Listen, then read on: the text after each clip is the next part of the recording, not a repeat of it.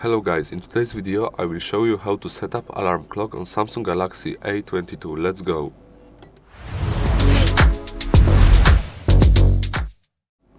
Okay, so the first thing I will do, I will go to the clock app and I will select an hour. What hour I would pick? I would pick the, for example, 14:48.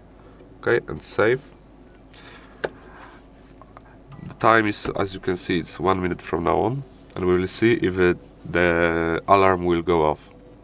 Let's see and wait. It should be right now, to be honest.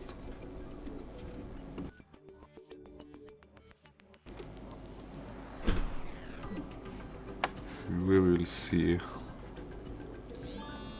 Oh, the alarm went off. Okay, guys.